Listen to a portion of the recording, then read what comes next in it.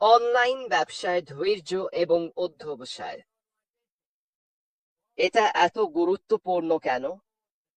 আর আপনি যেমন দেখতে পাচ্ছেন, আমার সামনে এখানে লেখা আছে, এটি অনলাইন ব্যবসায় সফলতার জন্য অত্যন্ত গুরুত্বপূর্ণ, কারণ চ্যালেঞ্জ মোকাবেলায় এবং দীর্ঘমেয়াদী উন্নয়ন গড়ে তুলতে একটি ভারসাম্যপূর্ণ দৃষ্টিভঙ্গি প্রয়োজন।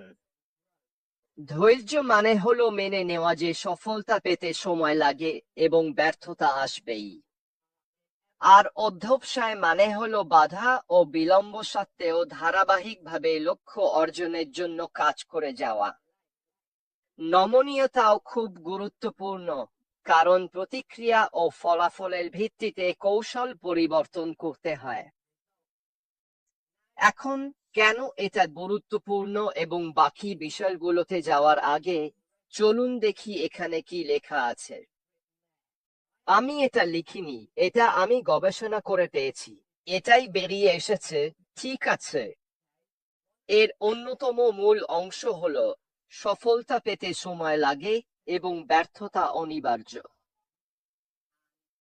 শুনে একটু চেনা চেনা লাগছে, তাই না? ঠিক আছে, আমাদের ব্যবসায়ও আমরা এটা অনুভব করেছি, ঠিক তো? আমরা জানি এটা সফল হবে, কারণ আমরা যখন শুরু করেছিলাম, কত দ্রুত আমরা বেড়ে উঠেছিলাম। কিন্তু আমাদেরও বাধা এসেছে। এটাই ব্যবসার স্বাভাবিক ও অবিচ্ছেদ্য অংশ। আমি এগুলো বানিয়ে বলছি না, এগুলো লেখা আছে, এটাই আমি গবেষণা করে পেয়েছি। এবং এটাও বোঝা খুব জরুরি যে ধৈর্য রাখার বিষয়টা যেমন সময় এবং বাধার দিকটা সামলে নেয়, তেমনি লক্ষ্য অর্জনের পথে ধারাবাহিকভাবে কাজ করে যাওয়াটাও খুব গুরুত্বপূর্ণ। ঠিক আছে, যে কোনো বাধা বা দেরি আসলেও যেন আপনি থেমে না যান। আমি আগেও বলেছি, যদি আপনি ক্যামেরার সামনে কিছু করতে চান, ব্লগ পোস্ট করেন, ফেসবুকে কিছু পোস্ট করেন, কোথাও মন্তব্য করেন ইত্যাদি, তাহলে ধারাবাহিকতা, ঠিক আছে, সেটা আপনাকে ফল দেবে। আমি এটা আর কোনোভাবে বলার নেই। ঠিক আছে, আপনি যদি ধারাবাহিক হন, যদি আপনি আপনার ধারাবাহিকতায় অবিচল থাকেন আর ধৈর্য ধরেন, তাহলে আপনি অবশ্যই ফলাফল পাবেন। তাহলে অনলাইন ব্যবসায় ধৈর্য কেন গুরুত্বপূর্ণ? আচ্ছা, শুরুতেই বলি, সম্পর্ক গড়ে তোলা, কি জানেন, এগুলো সময় নেয়, তাই না?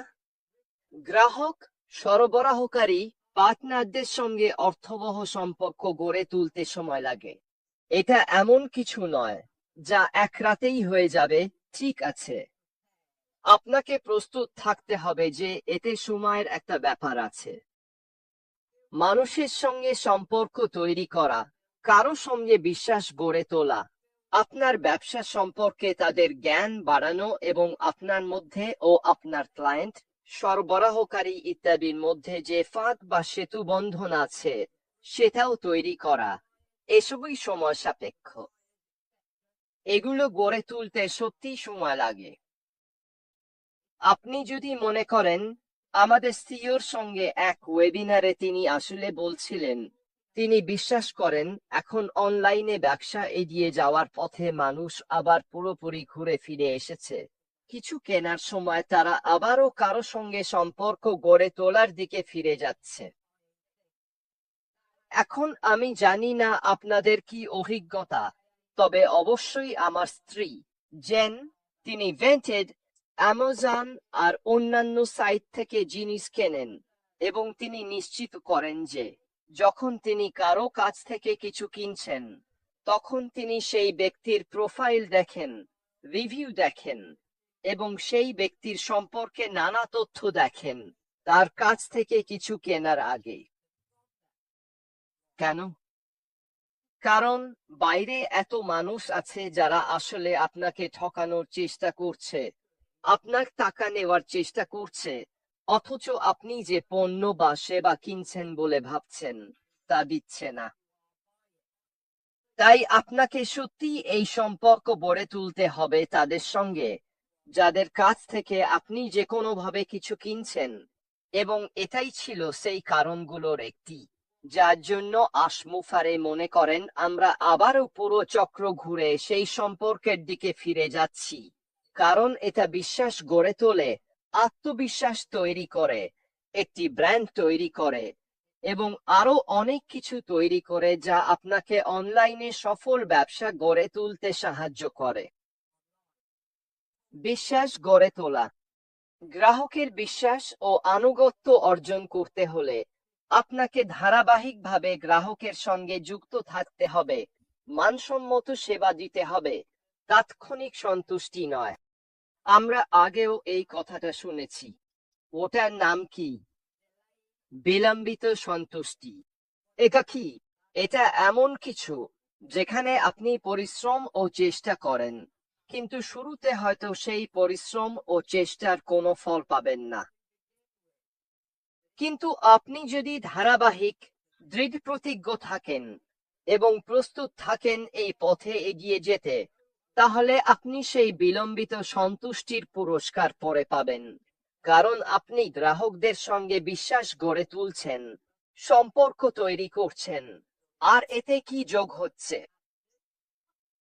দীর্ঘমেয়াদী বৃদ্ধি। কেন? কারণ আপনি বারবার আসা গ্রাহক পাবেন, আপনার কাছে মানুষ বারবার ফিরে আসবে। এটা একটি ট্যাক্সি অনলাইন ব্যবসা গড়ে তোলে, যার জন্য সময় ও ধারাবাহিক প্রচেষ্টা দরকার। এটা এক রাতেই হয় না। কিন্তু আপনি যদি আপনার অনলাইন ব্যবসার সামনে থাকা দীর্ঘ যাত্রার জন্য নিজেকে প্রস্তুত করেন, এবং বিক্রির ক্ষেত্রে, গ্রাহকদের ক্ষেত্রে, কিংবা আপনার ওয়েবসাইটে মানুষ দেখছে কিনা এইসব বিষয়ে তাৎক্ষণিক সন্তুষ্টির আশা না করেন, তাহলে আপনি ভবিষ্যতের দিকে মনোযোগ দিচ্ছেন। আপনি এই মুহূর্তে এখানেই কি আছে সেটার ওপর মনোযোগ দিচ্ছেন না। এটাই ইংরেজিতে যেটা বলে পুরুষদের ছেলেদের থেকে আলাদা করে। যারা ধারাবাহিক, নিজের কাজে অবিচল থাকে, তারাই শেষ পর্যন্ত সেরা ফলাফল পায়। নিশ্চিতভাবেই এসবের জন্য অনেক ধৈর্যের দরকার হয়।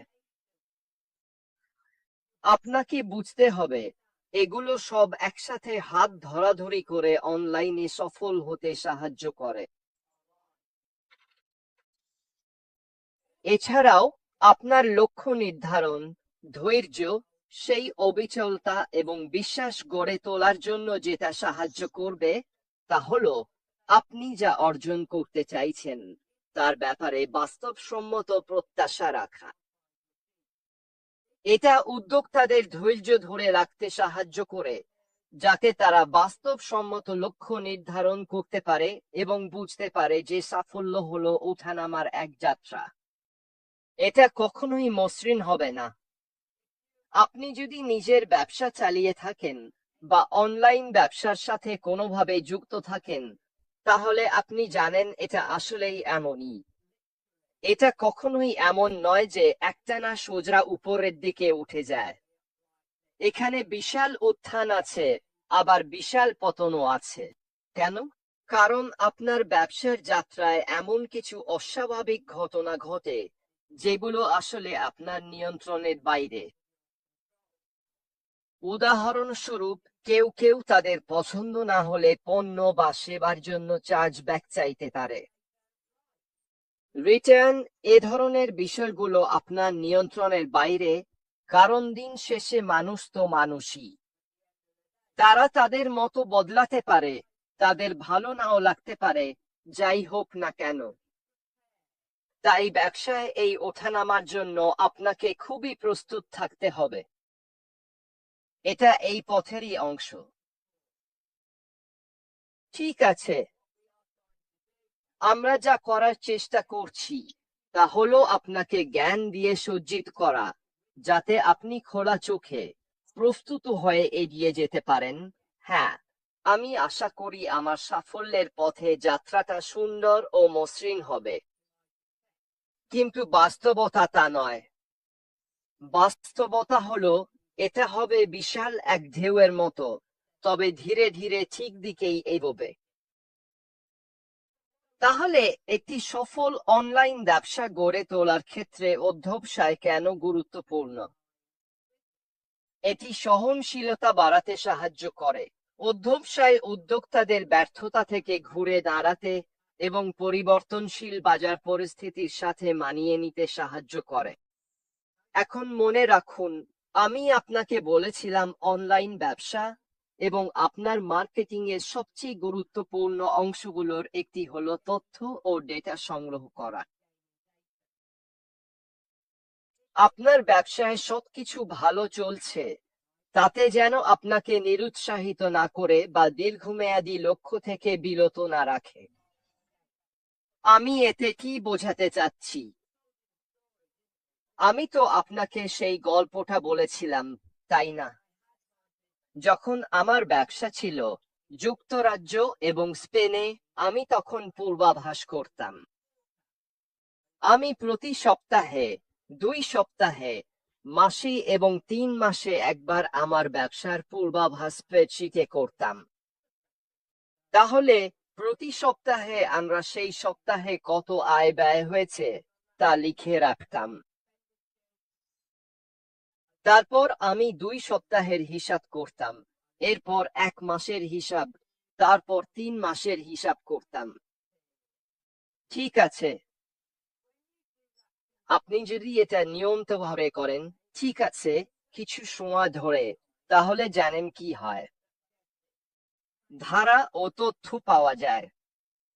তাহলে যা হয়, 3 মাসের যে তথ্য আপনি 1 বছর, 2 বছর ধরে সংগ্রহ করেন, তা আপনাকে প্রবণতা আগেভাগেই দেখতে সাহায্য করে। আপনার ব্যবসার 3 মাসের প্রবণতা যদি এমনভাবে নিচের দিকে যেতে শুরু করে, যেখানে গত বছর বা তার আগের বছর এই সময়টাতে সেটা উপরের দিকে যাচ্ছিল, তাহলে আপনি বুঝতে পারবেন কিছু একটা ভুল হচ্ছে। কিন্তু আপনার হাতে কিছু করার সময় আছে, কারণ আপনি সমস্যার থেকে 3 মাস এগিয়ে আছেন। দেখছেন আমি এখানে কি করছি? তাই শুধু এই কারণে যে আপনি দেখছেন আপনার ব্যবসা শুরু থেকেই খুব ভালো চলছে, তবুও সবসময় কিছু নিরাপত্তামূলক ব্যবস্থা রাখা উচিত, এমন কিছু জিনিস যা আপনার ব্যবসার ভিতরে গাইড হিসেবে কাজ করবে, যাতে আপনি বুঝতে পারেন আপনি কোথায় আছেন এবং আপনার ব্যবসার ভেতরে কি ঘটছে। আপনি যদি এটা না করেন, তাহলে আপনি শুধু আন্দাজ করছেন। কিন্তু আপনার ব্যবসার ভেতরে এই স্থিতিস্থাপকতা থাকলে, সেটা অবশ্যই আপনাকে সফল হতে সাহায্য করবে। যে কোনো ধাক্কা, যে কোনো পরিবর্তন, যে কোনো কিছু ঘটে গেলে, এটা আপনাকে আবার ঘুরে দাঁড়াতে সাহায্য করবে, এমনকি যেসব জিনিস আপনার নিয়ন্ত্রণের বাইরে। আমি আপনাকে একটা উদাহরণ দেব, যেটা কেউ কখনো ভাবেনি বা জানতো না যে ঘটবে, এবং মানুষকে তাদের ব্যবসায় খুবই স্থিতিস্থাপক হতে হয়েছিল ঘুরে দাঁড়ানোর জন্য: মহামারী। কে ভাবতে পারতো তাদের জীবদ্দশায় বা ব্যবসায় এমন কিছু ঘটতে পারে? আমরা তখন ব্যবসায় ছিলাম যখন এটা ঘটেছিল। আমাদের খুবই স্থিতিস্থাপক হতে হয়েছিল, আবার ঘুরে দাঁড়াতে এবং অন্য প্রান্তে বেরিয়ে আসতে। এখানেই বোঝা যায়, এটা সত্যিই দেখায় ব্যবসার ভেতরের ব্যক্তিদের প্রকৃত স্থিতিস্থাপকতা ও মানসিকতা, যদি তারা এসব ঝড় সামলাতে পারে। চ্যালেঞ্জ অতিক্রম করতে পারা উদ্যোক্তাদের সেই স্থায়ী বৈশিষ্ট্যকে সাহায্য করে, যাতে তারা বাধার মুখে বা শুরুতে কোনো ব্যর্থতার সময় হাল ছেড়ে না দেয়। আপনার এসবের মুখোমুখি হতেই হবে। ঠিক আছে, আমি বলছি না যে সবকিছু খুব সহজে চলবে। আপনি বাধার সম্মুখীন হবেন, আপনি এমন মানুষ পাবেন যারা না বলবে, আপনি বিক্রি না হওয়ার ঘটনাও পাবেন। অনেক সময় কিছুই না ঘটেই কেটে যাবে, কিন্তু আপনি যদি স্থায়ী হন, আপনি যদি আপনার লক্ষ্যে সফল হতে চান, তাহলে উদ্যোক্তা হিসেবে এই স্থায়ী বৈশিষ্ট্যটা থাকা জরুরি, যাতে আপনি সফল হতে পারেন। এটা আপনাকে আপনার লক্ষ্য অর্জনে সাহায্য করে। নিয়মিত চেষ্টা আর নিষ্ঠা, এমনকি যখন অগ্রগতি ধীর, তখনও দীর্ঘমেয়াদী লক্ষ্য অর্জনের জন্য অপরিহার্য। স্বাভাবিকভাবেই আপনি মাঝপথে ছোট ছোট লক্ষ্য নির্ধারণ করেন। এগুলোই আপনার সাফল্য। এগুলোই এমন বিষয় যেগুলো নিয়ে আপনাকে উচ্ছ্বসিত হওয়া উচিত। এগুলোই আপনাকে সামনে এগিয়ে যেতে অনুপ্রাণিত করে। নিজেকে উৎসাহিত করতে বড় কোনো সাফল্য লাগবেই এমন নয়। আপনার যাত্রাপথে ছোট ছোট সাফল্য আপনাকে অনুপ্রাণিত করবে পথ ধরে থাকতে, নিজের লক্ষ্য অর্জনের জন্য যা করতে চান তা চালিয়ে যেতে। এটা আপনাকে দক্ষতা গড়তেও সাহায্য করে। ধৈর্য উদ্যোক্তাদের ভুল থেকে শিখতে এবং সময়ের সাথে সাথে তাদের কৌশল উন্নত করতে সহায়তা করে। এটা কি আপনার পরিচিত মনে হচ্ছে? আপনি কি মনে করেন আমাদের সিইও তার ভুল থেকে শিখেছেন? কি ভুল হয়েছিল তা থেকে? আপনি কি মনে করেন সেই ভুলগুলো তাকে তার কৌশল উন্নত করতে সাহায্য করেছে? আমরা পরবর্তী কোথায় যাব তা নির্ধারণে। এটাই সফল হওয়ার কৌশল। এটাই সফল উদ্যোক্তারা ব্যবসার দিকে যেভাবে তাকান তারই অংশ। তারা ব্যর্থতার দিকে তাকান না। তারা ভাবে, আমি কি কিছু শিখেছি যাতে পরের বার একই ভুল না করি। এটাই আমাদের শেখা উচিত। আমাদের এটা ইতিবাচক হিসেবে নিতে হবে, যদিও এগুলো নেতিবাচক মনে হতে পারে, কারণ এগুলোই ভবিষ্যতে আপনার ব্যবসাকে এগিয়ে নিতে সাহায্য করবে। তাই আপনাকে ধৈর্য আর অধ্যবসায়ের মধ্যে ভারসাম্য রাখতে হবে।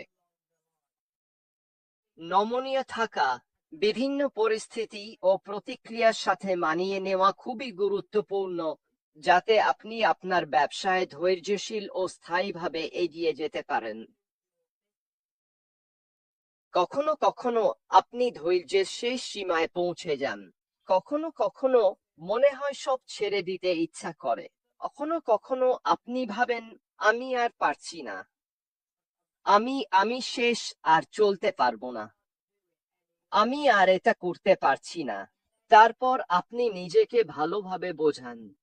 আপনি আয়নার সামনে দাঁড়িয়ে নিজেকে বলেন, রেড, আমি এত দূর এসেছি, এখন আর হাল ছাড়বো না। এটা সবই নমনীয় থাকার অংশ, আপনার লক্ষ্য এবং যেখানে যেতে চান সেই জায়গার প্রতি উদ্দীপনা ধরে রাখার অংশ।